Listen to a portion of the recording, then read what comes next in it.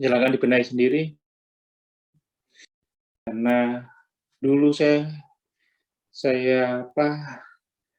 convert ke program Mac saya, ternyata nggak tahu kalau banyak yang nggak kompatibel, jadi banyak yang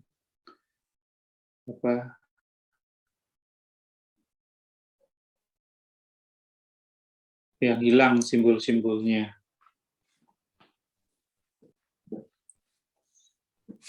Nah, silakan di ini nanti juga tuh ini adalah B itu B mesti itu nanti ini B gitu. Kalau enggak B berarti saudara ngisinya di tabel adalah salah. Harus B.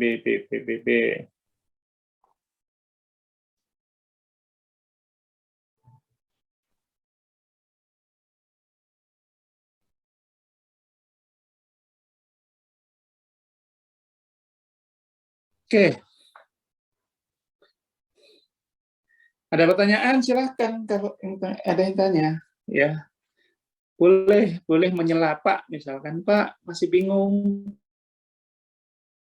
Pak masih gini ya. Pak, bisa bertanya Pak? Silakan.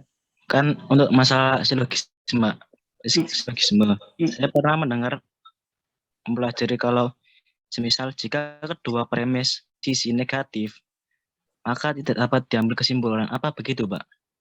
Maksudnya Mas Sultan? Gini, semisal jika kedua premis merupakan positif, maka tidak dapat diambil kesimpulan. Itu berarti kan confess-nya ya, karena memang confess itu tidak ekivalen dengan implikasi. Gitu. Jadi tidak itu maksud ya.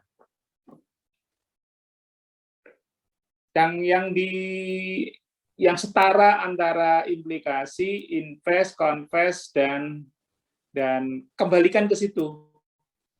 Dan kontraposisi.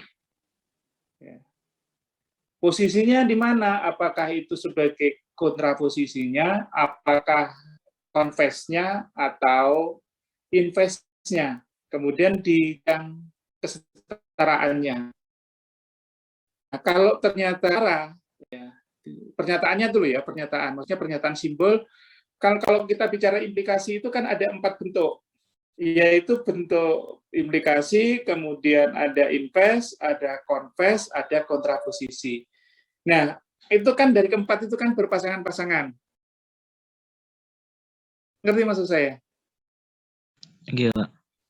Yang senilai maksudnya, yang ekivalen.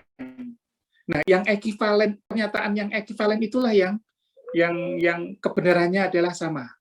Jadi ketika kita bolak-balik, kita negasikan, kita ini. Tetapi kalau itu adalah masih kesetaraan, masih ekivalensi gitu ya, maka benar. Kalau tidak, salah. Ini gitu aja. Maksudnya gitu. Karena konteksnya konteks di situ kalau kita bicara implikasi, bicaranya kan jika maka, gitu ya. Kembalikan ke ekivalensi antara implikasi, kemudian converse, inverse, dan kontraposisi. Gitu. Paham ya? Iya Pak, terima kasih. Oke. Nah, contohnya ini, silakan di ini. Nah, ini penggunaannya sekarang. Penggunaan. Contoh penerapan. Sebetulnya di slide berikutnya sudah ada jawabnya. Akan coba untuk ini ada ya. Tapi saya ingin bersama-sama kita ulangi dari jawaban itu. Ya. Jadi pembuktian ini ada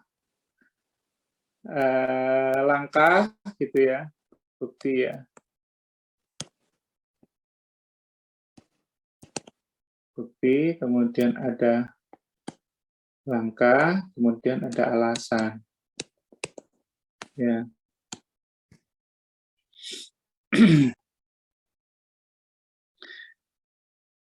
Nah, langkah yang pertama, perhatikan, saya bisa mengambil premis-premis ini yang nanti sesuai dengan kaidah tadi. Dan mengambil premis-premis ini kita padukan ya, premis ada dua premis, kemudian nanti ada konklusi gitu. Dan pengambilannya ini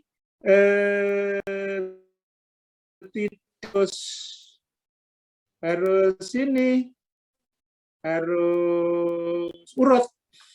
Contoh ya tadi saya ambil langkah yang satu, yang pertama. Ya, nah, yang pertama gitu ya. P maka tadi I maka R. Q maka R. Ini adalah alasannya adalah premis pertama atau P1. Itu alasannya. Kemudian saya ikuti dengan P. Ini adalah premis ketiga. Gitu. Premis ketiga.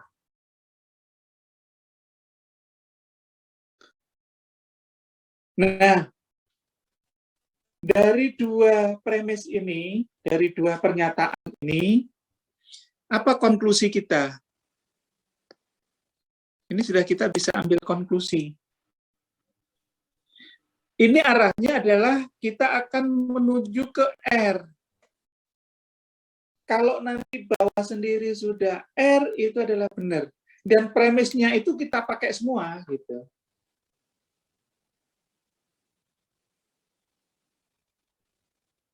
Nah,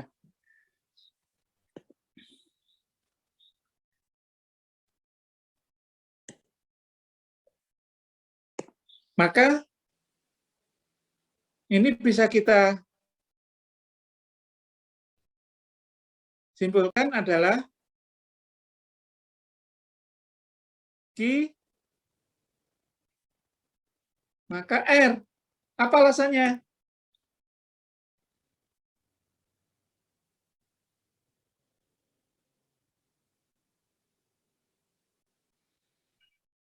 Apa? Iya, modus ponen dari 1 dan 2. Nah, gitu. Ini modus ponen dari 1 dan 2. Jadi modus ponen kan P maka Q. Kemudian diikuti dengan P. Maka kan kesimpulannya adalah Q. Nah, Q-nya itu kita anggap sekian ini, Q-nya ini. Gitu. Ada yang bingung?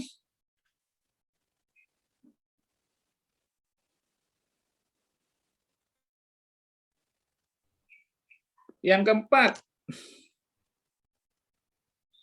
premis yang ketiga, yaitu tidak Q, maka apa itu tadi? Tidak Q, maka tidak P. Tidak P. Ini premis yang kedua. Nah, kita sudah punya Q maka R. Tapi kalau kita menggunakan hipotetis, tidak nyambung. Maka kita bisa balik gini. menjadi P maka Q. Apa alasannya? Kontraposisi. Kenapa? Karena kontraposisi, karena itu adalah senilai, ekivalen. Ya, kan ada implikasi, ada inverse, converse, kontraposisi. Nah, yang ekivalen itu kan antara inverse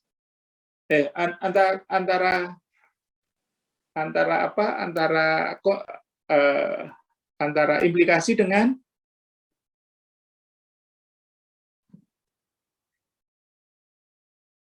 yang kemarin itu loh.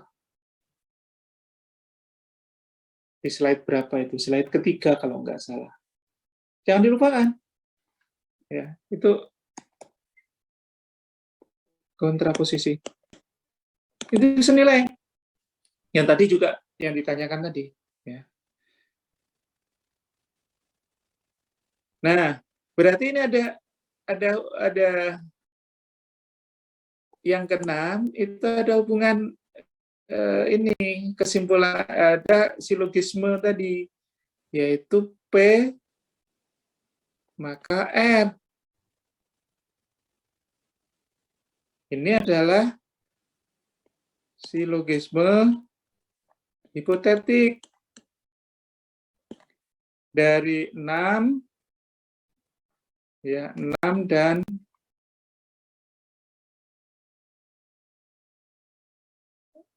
5 dan 3. Nah, gitu. Jadi 5 ke 3. P maka Q, Q maka R, kesimpulannya adalah P maka R.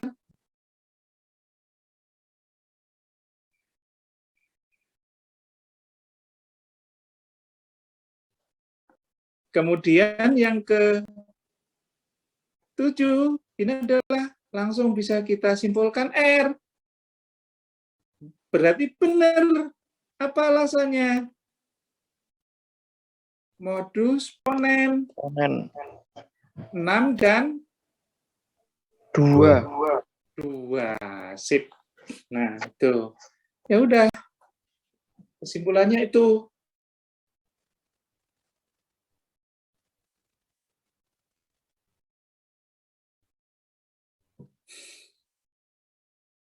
Ya.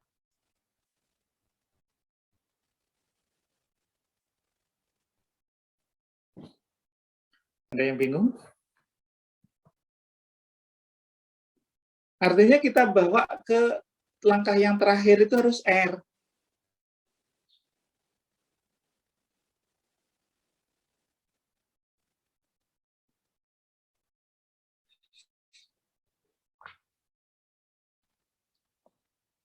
Pak, berarti untuk yang modus ponen bisa kalau dalam bahasa lain bisa digini Pak, semisal yang sama itu nanti bisa hilang Pak, berarti semisal yang tadi Pak, yang 6 bukan hilang loh ya. Maksudnya mana modus ponen? Kayak semisal dilainkan di bahasa gampangnya Pak, di bahasa mudahnya gitu, intinya kayak gitu Pak. Modus ponen. Oh, yang modus ponen itu kan gini intinya. Ya.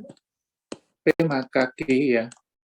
Lalu diikuti oleh P.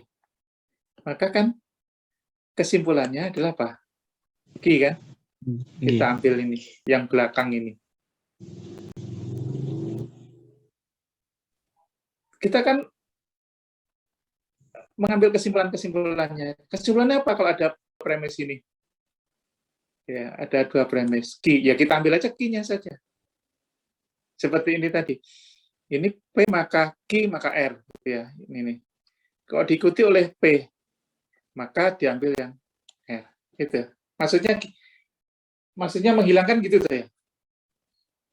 Iya Pak, bahasa gampang, bahasa mudahnya. Iya, silakan dipersepsikan sendiri supaya yang penting kan saudara ngerti kan gitu, paham gitu ya. Jadi secara konsep seperti itu. Kalau misalkan pernyataan implikasi P maka Q kemudian diikuti oleh P, maka kesimpulannya Q. Gitu.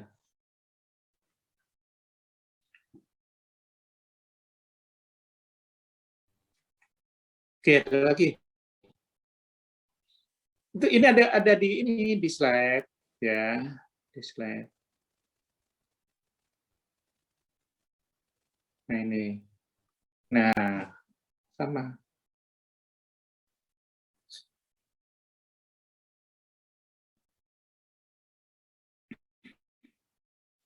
Bapak izin bertanya.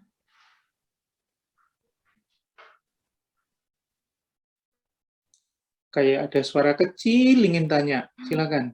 Kalau Ya, Pak, ini antara premis 1, premis 2, dan premis 3 ini harus dioperasikan semua, Bapak. Jadi iya, misalnya harus. Kalau nggak dioperasikan biasanya nggak ketemu. Uang itu premis itu kan sebagai apa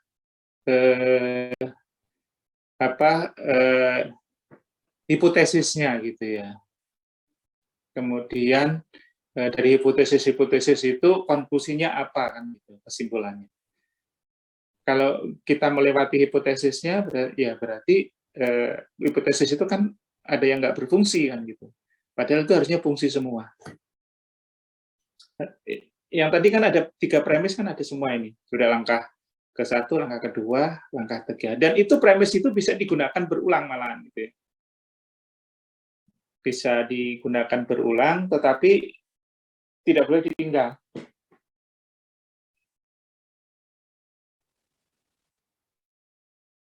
terima kasih. Iya.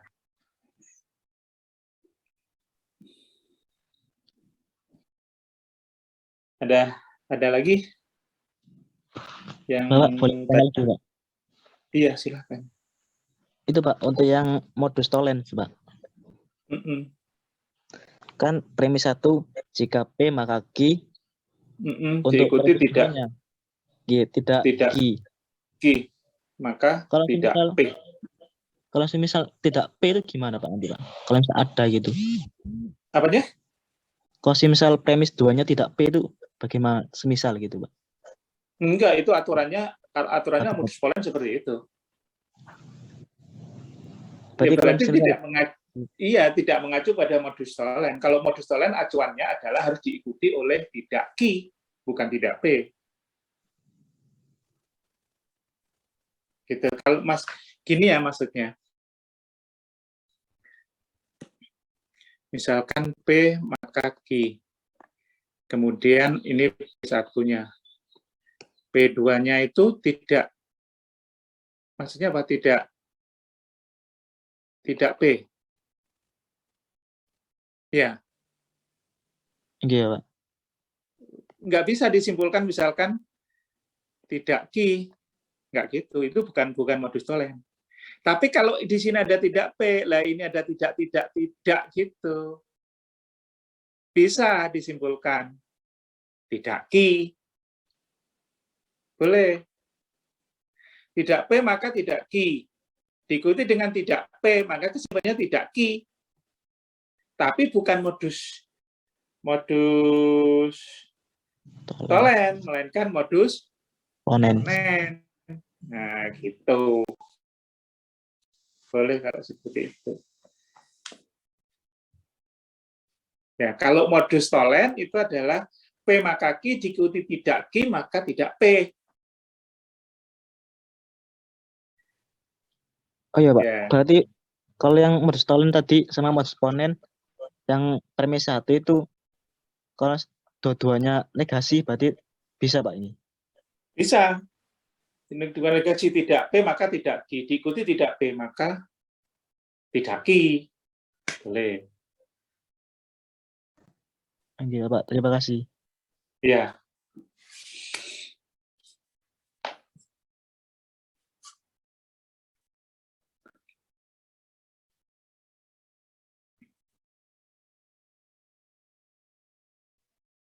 Oke, kita lanjut dulu ya. Kalau yang masih bingung, tanya saja, tidak usah ragu-ragu. Nah, ini yang kelima, penyederhanaan konjungsi.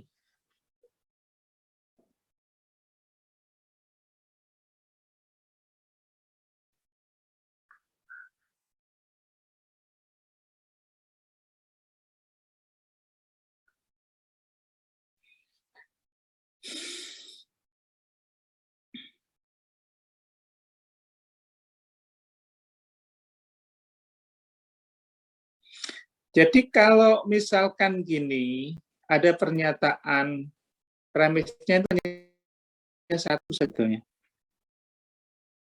Ya, ini pernyataan premisnya pernyataan P dan Q, ya, maka ini bisa disimpulkan bahwa ini benar, maka ini benar. P ini jadi P. Ini jadi hanya diambil P saja langsung, disederhanakan gitu. Kalau ada P dan Q, itu kita bisa menyederhanakan saja P saja. Itu benar. Ini adalah tautologi gitu loh. Pernyataan ini adalah tautologi. Ya, P dan Q itu sama dengan maka P. Itu adalah sebuah tautologi. Itu maksudnya gitu. Makanya ada konjungsi itu bisa disederhanakan.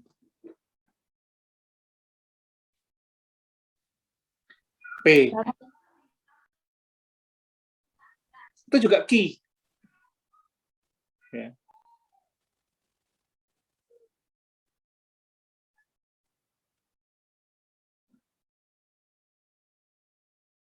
Nah, coba kalau kita buktinya kan ini. Nah, ini.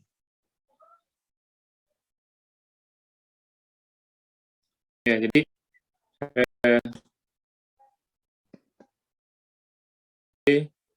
BSS, BS.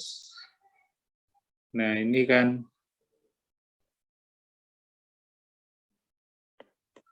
B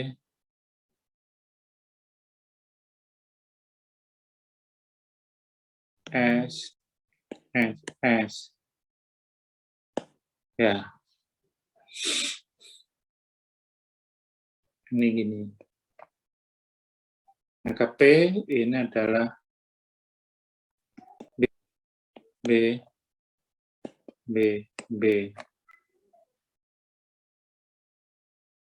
ya, jadi tautologi gitu.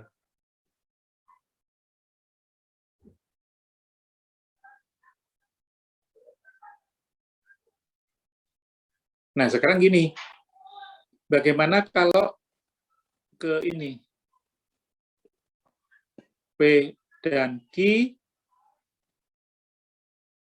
gitu, maka Q, apakah ini juga tautologi? Kita bagi dua di sini. Untuk yang P dan Q, maka Q, dari ini ke Q. Ini ke Q juga B, saya kasih warna beda. Ya, ini ke sini, ini ke sini. Berarti kan B. Ini ke sini. Ini juga B. Ini ke sini, B. Nah, ini juga B. Nah, ternyata tautologi juga. Jadi bisa disimpulkan bahwa ini P dan Q, maka Q ini juga tautologi. Ekspresi logika yang tautologi. Boleh, jika misalkan ada P dan Q, itu disimpulkan P, bisa disimpulkan juga Q. Nah, gitu. Itu disederhanakan menjadi Q saja, bisa disederhanakan menjadi P saja. Nah, gitu.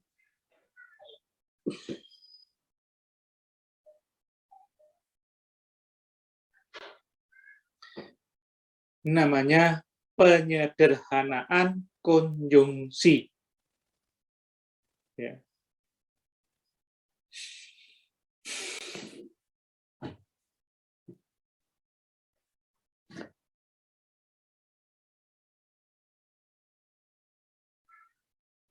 Nah, jadi paham ya.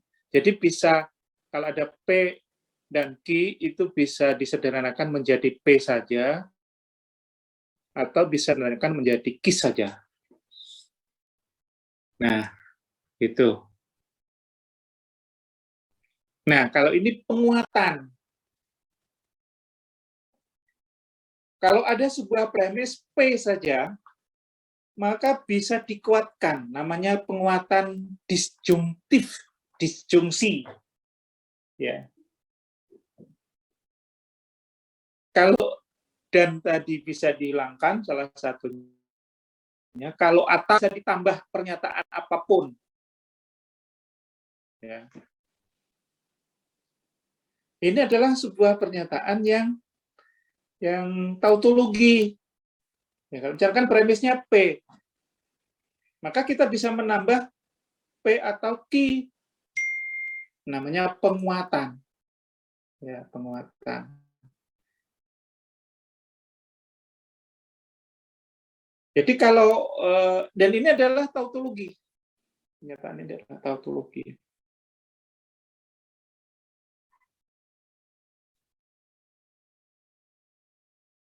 Oke. Ini yang keenam. Nah, ini bisa dibuktikan di sini. Ini akan tautologi. Ini di apa ya?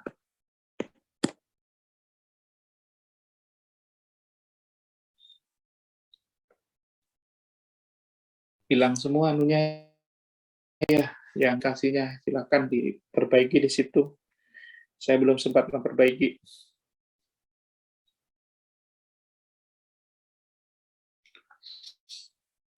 Oke.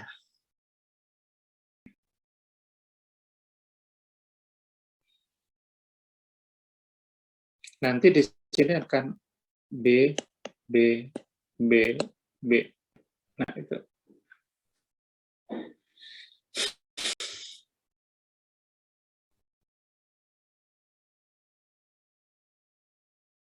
Oke. Nah,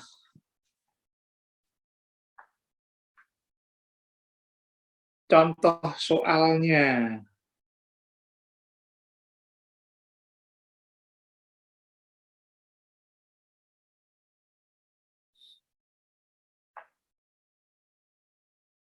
Nomor 1, kita coba.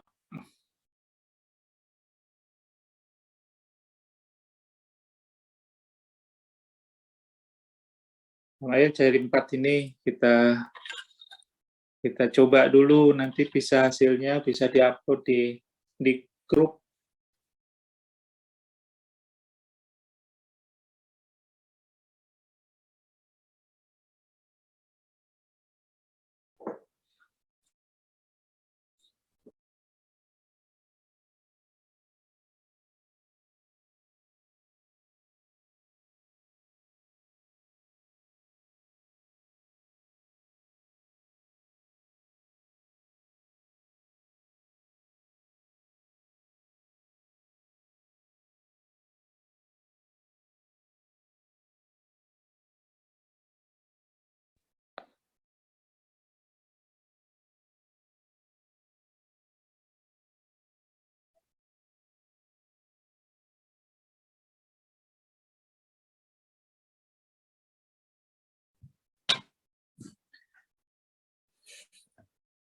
Ya, silakan yang mencoba nomor 1.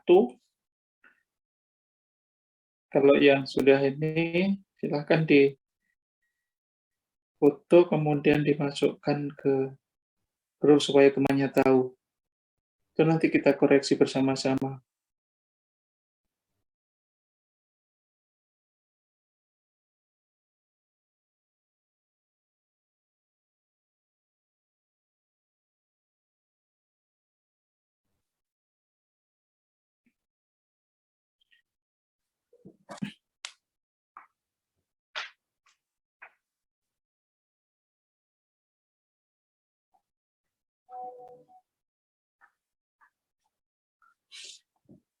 Ya, kalau dilihat dari tanggalan hari ini libur ya, tetapi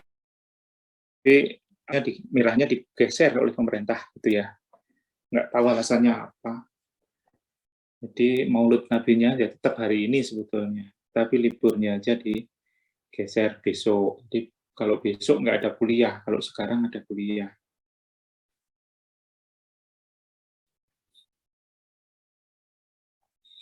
Untung kemarin sudah nggak masuk, sekarang nggak libur. Andai kan kemarin nggak masuk, sekarang libur gitu ya. Berturut-turut 2 kali. Saya harus ganti. Ya nanti kalau misalkan nggak selesai kita ganti. Ini pun sebetulnya saya juga belum begitu enak badan saya.